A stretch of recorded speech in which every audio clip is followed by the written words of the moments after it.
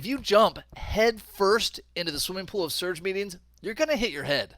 Welcome back to another amazing episode of the Perfect RA podcast. I'm your co-host and co-founder, Micah Shalansky, and with me, as usual, the legendary Matthew Jarvis. Jarvis, what's going on, bud?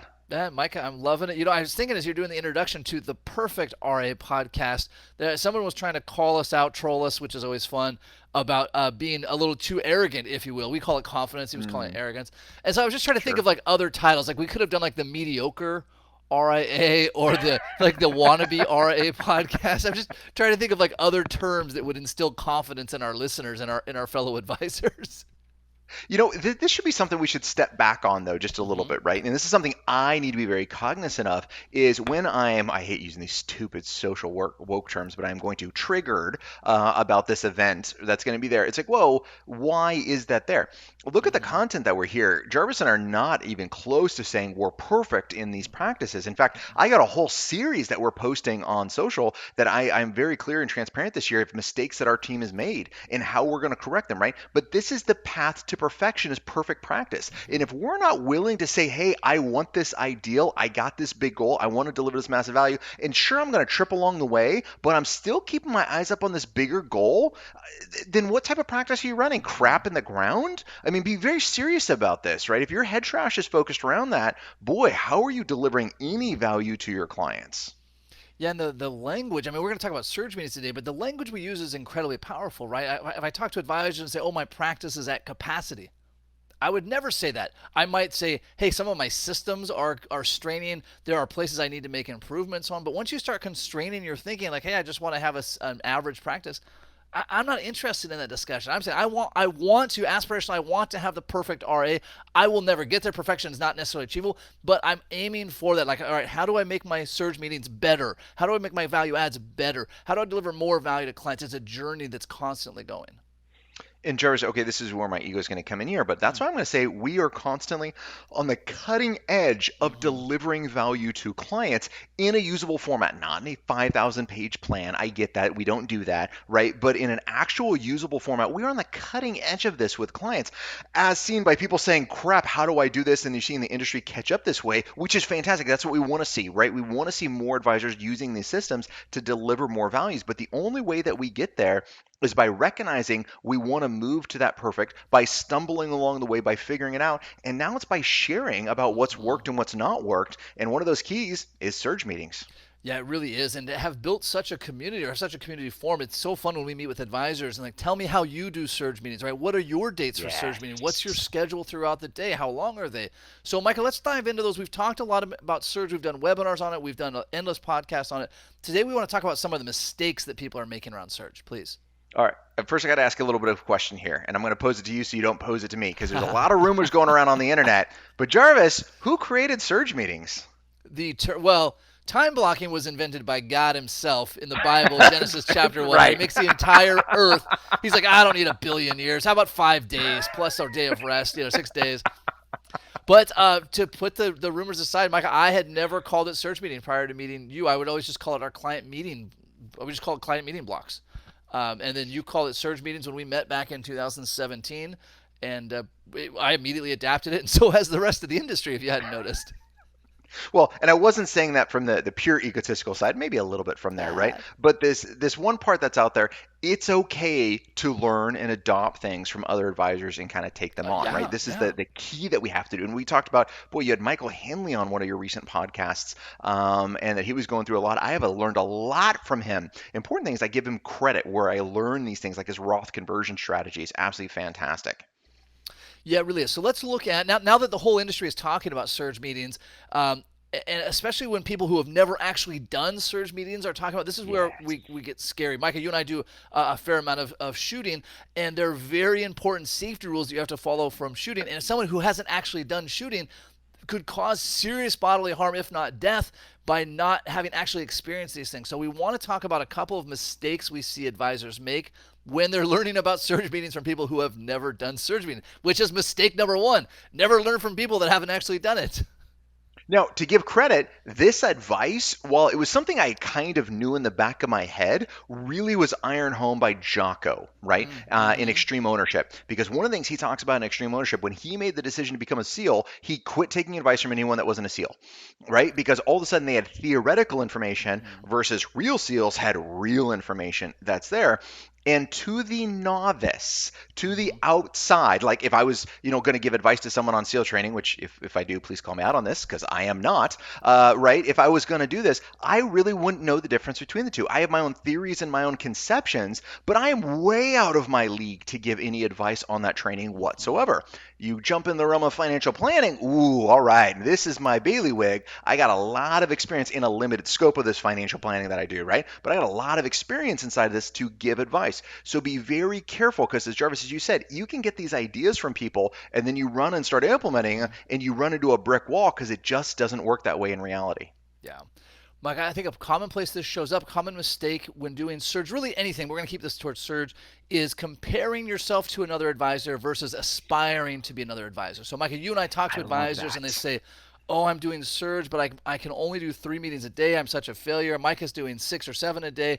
What we're always looking for is progress. If you previously were doing 1 or 2 meetings a day here and there, wherever, and you've time blocked out Fridays and Mondays, that's progress, right? Uh, Hmm. for example, Mike, I think when you and I first met, I was doing 4 meetings a day. I've moved them up to 5 or 6. I just don't know that I've got the stamina to get to 8. So if I'm measuring myself based on Micah's success in surge, I'm going to say I'm never going to get there or I don't know how to get there yet. But we're looking to make progress. So find advisors who are doing what it is you want to do. How do I get closer to that goal? Maybe I'll get there, maybe I'll beat them, but I can't judge success or failure based on somebody else.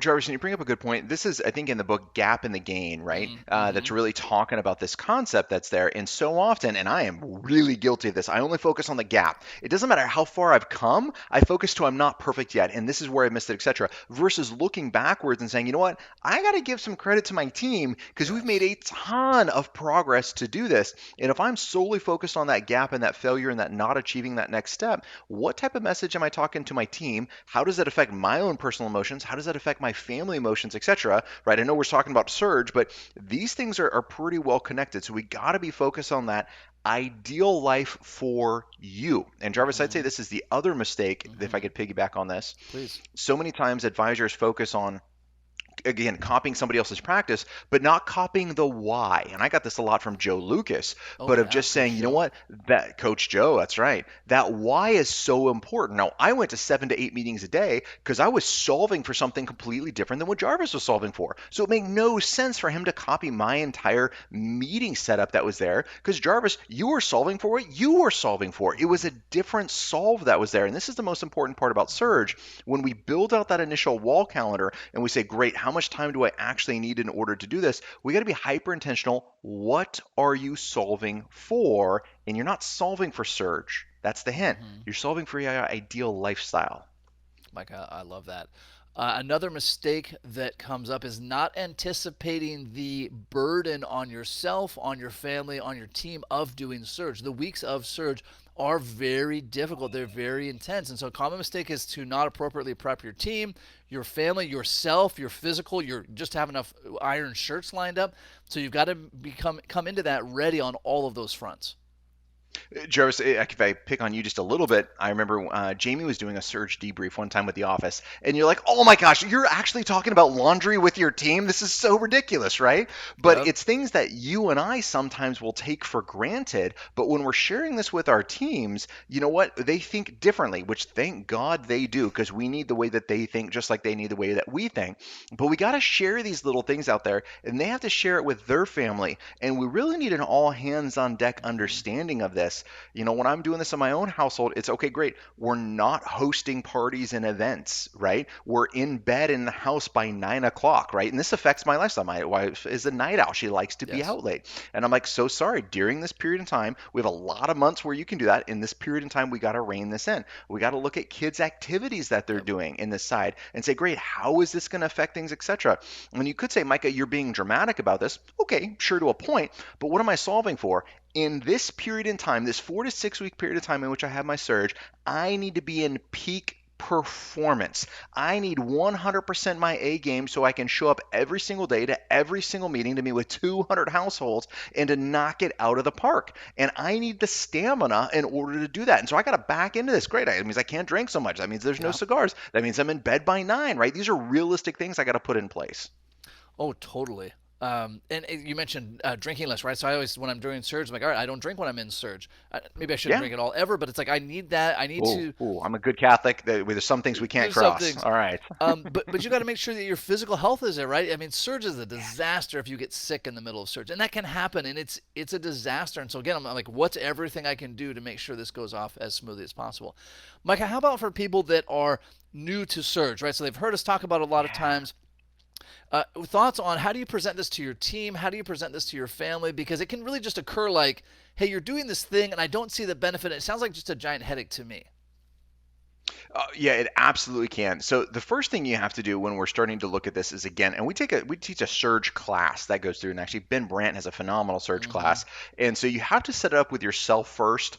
What are you solving for? Then I bring my wife into this and say, great, what are we solving for as a together as a team? Then I bring my team into this as well. That's my order of operations when I'm designing surge to kind of one step at a time. If I try bringing everyone in at once and I haven't crystallized what I'm going for, that can be a disaster. So number one, I'm starting with okay, what am I solving for? Then I want to go to the to my wife and my kids and say, okay, great. Hey, we have an opportunity here. Right? Hmm. The opportunity is I can choose to continue to work like most people do, 8 to 5, Monday through Friday, 50 weeks a year, right? And I can see you for a couple hours in the evenings. We can take 1 to 2 weeks of vacation a year. That's option A. Yep. Option B, I could have a couple of months a year when I need hyper focused time in the office, but then that means I have 6 to 8 months out of the year where we have tremendous flexibility. We can travel the world, we can go do amazing things. I can be more present as a father, etc. But the trade-off is I gotta have a little bit more focused time for this 4 to 6 months out of the year. And we talk about what that's like. But I want to bring the family in this. Now, my kids are young, they don't get a veto vote, right? But I still need them on board with this, so we're still going to have these family discussions. Boy, I like that. Another mistake that I see advisors make, and by advisors I mean this guy, me, is not giving your team enough buffer on the sides of surge, be it a mini Yes. surge for a week or main surge. They need at least the week before surge and the week after surge to not have anything else on there. I'm really tempted to see like, oh, surge gets over on Friday. On Monday, let's update the CRM records, right? So you've got to have a buffer on there, even for mini surge. Right? We do our mini surge on a Tuesday, Thursday now, and I make sure that I don't plan anything else for the team the rest of that week. And they Yeah. just they need that kind of buffer. And by the way, you and I might need that buffer too at different levels, but you've got to give the team and say, hey, listen, we're going to do meetings 1 week a month and during our mini surge. Great news, the other 3 weeks of the month, we're not going to have any meetings in the office. That way you have that time to work on all these other projects.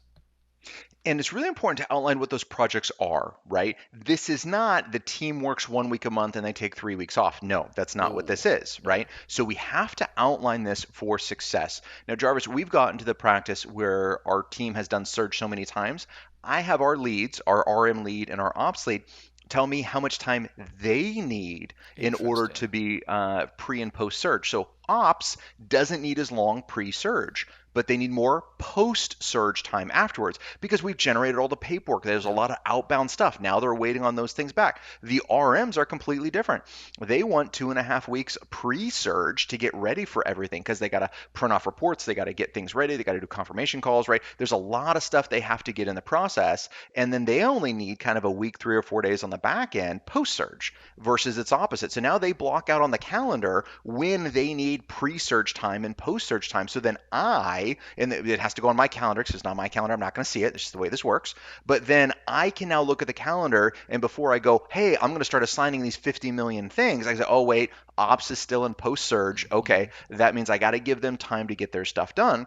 And as long, and Jarvis, this is a mistake that I've made time and time again, but I start assessing what I think my timeline should be to Mm-hmm. them. And there has to be a little bit more give and take. My ops person is fantastic. Charnel's been doing it for 20 Oh plus yeah. years. And if she says she takes 2 weeks to do post surge, but I only think it should take a week, is it really worth pushing that or just giving her the time to get it done? Yeah, yeah, boy, and we can go do a whole thing on practice management, right? If when you have a team member, and we deal with this, right? Say, boy, I think that's taking longer than it needs to. Me telling them it should take less time, that's not helping the scenario. If I want to No. sit down and like, hey, let's look at this together. Can we take this from 5 steps to 4 steps? That's a different discussion. But me just saying, hey, that should take half the time doesn't help. Go ahead, Micah. I was going to say, I was going to throw one more mistake in here that I think Yeah, please. happens. By happens, I have done it multiple That's times, right. and That's now right. we write it on our whiteboard in our office.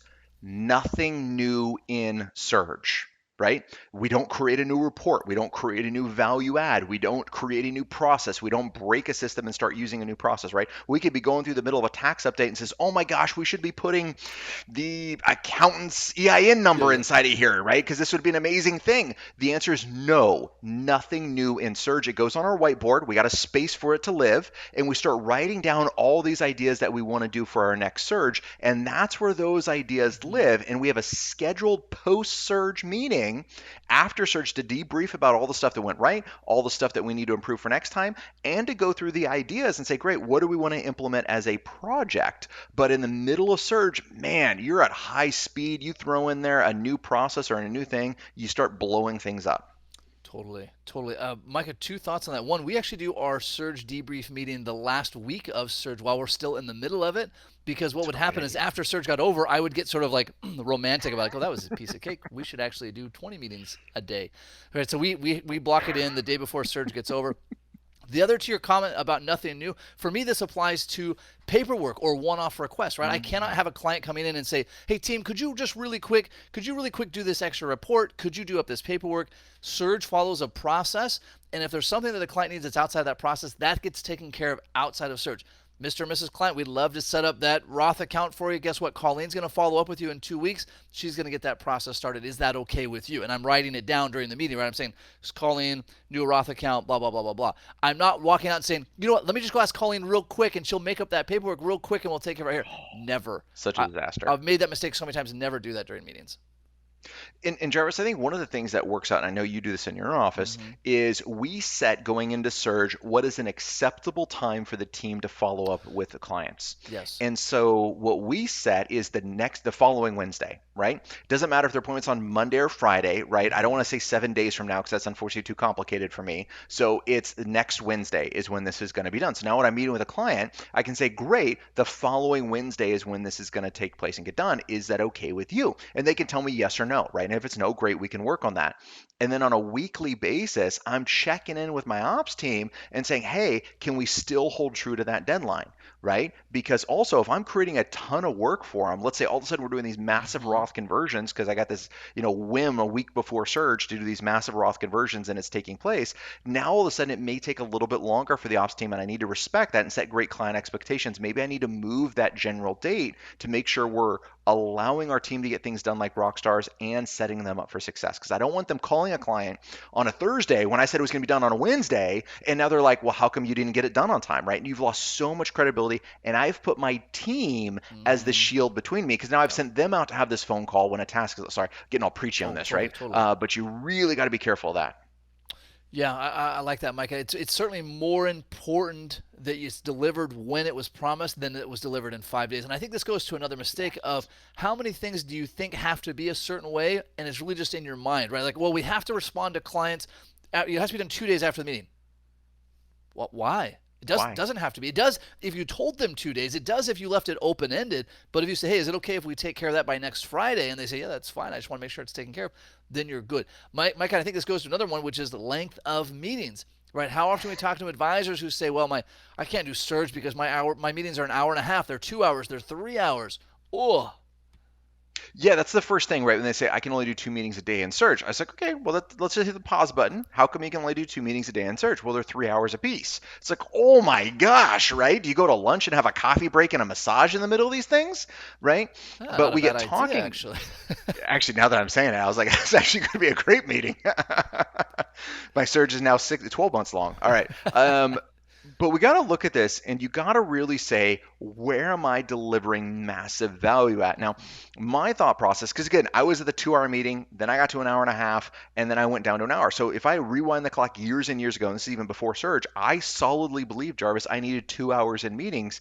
And that was only because of my head trash, Hmm. had nothing to do with the value in which I was delivering to clients. Once I spin that around and say, no, no, no, not what's best for me, what's best for my client, I started Hmm. paying attention and saying, you know what, after an hour, they are not paying attention. I got glossy eyes. They're not there. They're not engaged. There's nothing I'm saying after an hour that they're retaining. Yeah, this goes into so many things, right? It goes into Parkinson's law. It goes into forcing mechanisms. It Great points. is an advisor that's having a 2 hour meeting. Are they really communicating any more value in that 2 hours, or are they, because they had 2 hours, just waxing eloquent about it? Right? They could have communicated in 7 minutes, but I've got 2 hours, so let me talk on and on about this thing. So we've got to be as tight and concise. And by the way, this is a whole episode in itself, Micah. Right? Lead Right. with, hey, you need to do a $30,000 Roth conversion. Any questions? Don't lead with a 3 hour explanation on Roth conversion. Like, hey, I recommend we do a 30K Roth conversion. Any questions? No questions? Cool, we'll do it. Or, oh, you do have questions? Cool, let's go one layer at a time at the client's request to Yes, deeper yes. levels. Don't launch into this tirade because you think it's what they need to hear. You know, Jarvis, and one of the things I love doing with clients, and I start off with prospects, I Mm, explain from the get go how I explain things so they always know what to expect, right? I don't want to throw them any unexpected surprises. And says, look, the way I'm going to explain things, I'm always going to start at a 30,000-foot view. Let's make sure we're on the same page. Then we can get more into detail, right? So I'm always going to start here. And if we're on the same mm-hmm. page, we get it, we understand you want to move forward, perfect. We'll move on to the next thing. But if you need more detail, we can get into as much detail as you need as long as first we're agreeing at a 30,000-foot view. And then clients feel completely empowered because they know they can get into as much detail as they Yep. want. And that means they don't need as much detail as they need, as they want, Mm-hmm. because they know it's available to them. And when they have that opportunity, they're like, you know what, I want to go a little bit further. So on that Roth conversion, hey, great, I think you, and I always like ranges, by the way. So I'm like, I think Yes. you need between a 25 and $30,000 Roth conversion. And most of the time they're like, okay, totally makes sense. Or if they say, you know what, let's talk a little bit more about that, great. We'll start going in that one tier at a time. But I'm not going to jump down into the gnats behind in detail as to how I came up with that, right? I'm going to go one layer at a time. And as soon as I say, yes, I got it, boom, I'm moving on to the next topic. Yep. Micah, another mistake that comes up is, and I'm going to be careful how to articulate this one because people misconstrue this one all the time. Another mistake is thinking that every single client meeting has to be this 100% unique experience. Now, and the reason I want to be careful here Incorrect. is because we're not talking about boilerplate advice. We're not talking about everybody gets the exact same thing. But what we're talking about is anything that can be streamlined, let's streamline. So if our focus during fall surge is beneficiary review, good, then I'm going to be prepared to talk about beneficiaries with every client. Now, I'm also going to look at my notes from the last meeting. I'm going to look at action items. I'm going to look at outstanding things in their life. We're going to talk about, hey, what's going on in your life? But I've got the same general focus with all of my clients. We're going to use the same handout, the same economic update. We're going to look at the same report, the same guardrails. We're going to do the same beneficiary review with everybody. But of course, we'll pivot whenever we need. But don't think that you guys like, I've got to create this a masterpiece from scratch every single time. That's just not reality. You know, and think about it. It's like the movie career, right? Ah, Hollywood, for example. Do yeah. they create a custom movie for every single person? No. No, like not even close, right? I mean, their goal is for mass adoption, and people love it. You know, they'll go to the movie theaters and spend $75, $100, pretty easily just to see a movie, and they're elated for that. But what they're going for is value to them in the entertainment, and that's what we need to be focused on our end. Is what's Mm-hmm. the value to the client? And man, my clients love consistency. And Jarvis, I don't know about you, but if I go through this process and I know exactly how my next 7 meetings that day are going to run and I'm prepared for them, one to the next, all I'm doing is getting better every single meeting, right? Yep. Because I Yeah. know the client's questions, I know their objections, I know how to present this, I can read their body language and feedback. And if every meeting I was going to present something different, I'd be so focused on what I'm presenting, I wouldn't be paying any attention to my client. But because I practice before Surge, by the way, I practice how I'm going to do my meetings. It's a whole other podcast we could go through, but I practice exactly how my meeting's going to be. I know what the paperwork is. I can now listen. I can now understand. I can now read my client's body language and understand what they're saying because I'm not worried about what's coming next.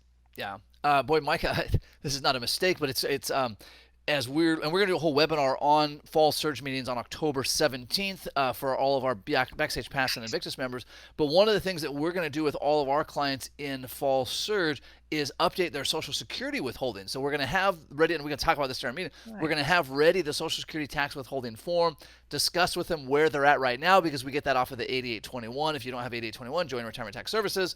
And we're looking and saying, hey, with the inflation increase, right, Social Security bumped up, the tax brackets have not bumped up, you're going to have some issues with taxes. Let's adjust your withholding. That's going to be a discussion point with every single client. Even our clients that aren't taking Social Security, we're going to remind them, hey, just as a reminder, when you go to take Social Security, we're going to work with you on the tax withholding. That's why you work with us. So I'm going to have that same discussion every Dishwasher single roll, love meeting it. the whole time. Yeah. And let me just ask this question. Do you think your clients add that adds value to your client situation, even though you've had that discussion 78 other times the last 2 weeks? 100%. It's 100% valuable, right? And what we've discovered, Mike, this is Hmm. a whole podcast we should do. Very few of our clients are having taxes withheld from their Social Security, because when you apply from Social Security, they don't go through that step. There's a Yes. separate form that everybody forgets about. And so there's all these logistics reasons why we're going to do that. That's a whole episode on itself. But that's, as I'm working on my agenda for Fall Surge, that's one of the agenda items. And so Colleen's going to have ready that form pre-filled for every single client as I go into that meeting. And Jarvis, this is one of the things that in your processes, right? So if you know this, in our process, when clients turn on their Social Security, we have a follow-up communication with them to make sure they sent in this form for additional tax withholdings. And then there's a follow-up with them to make sure their Social Security went down, right? Because that's what should happen. If you're getting $1,000 a month without taxes, then I get taxes withheld. It should be less. And we're always going to be following up with that with clients. And clients love it, by the way, because we say, look, we don't want you to have an unexpected tax bill at the end of the year, and Social Security is setting you up for that. I Yeah. want to make sure you're protected. Here's how we're going to make sure you're protected. Is it okay if our office follows up with you to make sure Social Security did this? Yeah. Yeah. Who says no to that? Especially since you have to mail the form to your local That's office. so That's a great, reliable ridiculous. system. There's no way for that to go wrong. Yeah. And I set the whole, and I know you do the same thing. I set the whole stage with that. I said, look, it's not going to go through the first time. We're at least going to have to do it twice. I'm not shocked if we have to do it 3 times. Whether you want to blame the post service, whether you want to blame the whatever, here's what I know: it doesn't always go through. Micah, this is, I don't want to beat up on this from the beginning of our episode. This is a classic example of why you want to learn from people that are actually doing it, right? Because Oh my on the gosh. surface, like anybody could tell you, hey, update your client's Social Security withholding. No one's going to tell you, hey, listen, you have to mail it to the local office, and they'll probably lose it. And so you should tell your clients it might take 2 or 3 times to set that expectation. You ought to follow up with them to make sure it works, right? There's all these little steps that you don't know unless you're in there doing it. Now, some really positive things. If you Yes. don't know how much Social Security withhold, boy, make sure you attend our future webinar, right? I'm going to leave that as a cliffhanger Ooh. because there's a problem with not knowing the correct amount. And if you think it's as simple as looking at their tax bracket, that is a planning mistake, my friend. So there is an ideal or correct amount you should be withholding from Social Security for almost every single client. Oh yeah, and there's a whole behavioral aspect behind this thing as well, right? Oh, it's And huge. and then you've got to prep them for why are these weird four options 7, 12, whatever 22? Why does that exist, right? There's this whole thing that goes behind this. Again, this is what separates good advisors, great advisors from really exceptional advisors. There's so much in there.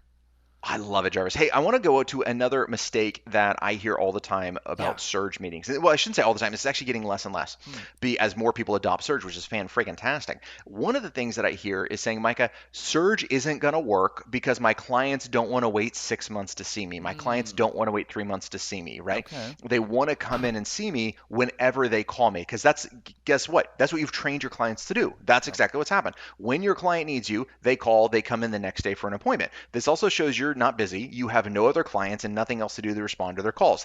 This is not positive. You need to Mm-hmm. change that dynamic in that relationship. But here's what I'm going to tell you. All of my clients are, I've not lost any clients moving to a surge schedule whatsoever No. in doing this. And all of my clients, I'm going to say their satisfaction rate has gone up because of predictability, Jarvis. They know what we're going to talk about. When they come in for their meeting, we review everything. We've already told them last meeting what we were going to talk about. We sent them a pre-email package that told them what we were going to talk about. We got their questions and feedback, whole system in that, which is Oh yeah. outstanding, by the way. So a pre-email system that goes out. Then we have the meeting. We go through the things. I set and plant the seeds for what we're going to talk about next meeting. When do we need to get together? And then when they leave, we're scheduling and setting up their fall surge meeting. They feel 100% taken care of. Now, if something comes up, we have mini surges that are in place. As Michael Henley jokingly said, you mean a work day? I was like, well, okay, sure, we can call those that. We like to call them a mini surge. Oh, that's right. You did call it that. That was really funny.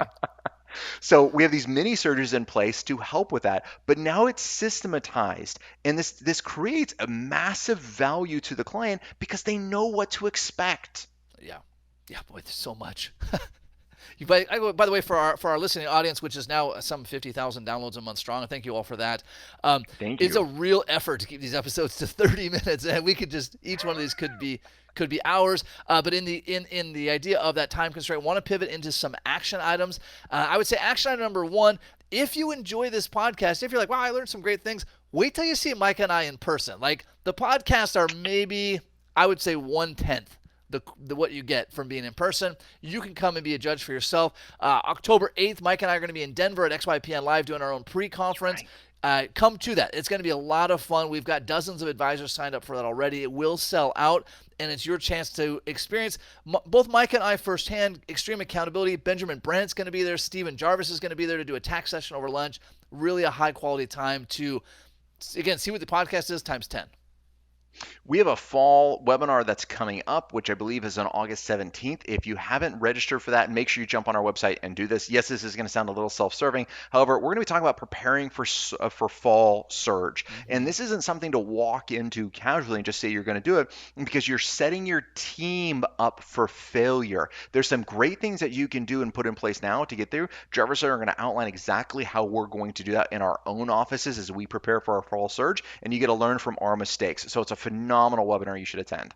I love that. Last action item I would have is even if you're implementing Surge, there's always room for improvement. Micah, you and I, for as long as we've known each other, some 5 years now, every time we get together, we're talking about how do we improve Surge. Like it literally is a discussion item every time we get together. What if we adjust the timing of it? What the meeting times? What about the confirmations? What about the conference room layout? So there are always things. Don't ever think that you've arrived at Surge. No one's arrived at Surge. It's a journey. So pick one or two things that you can take into your fall Surge to implement to deliver massive value.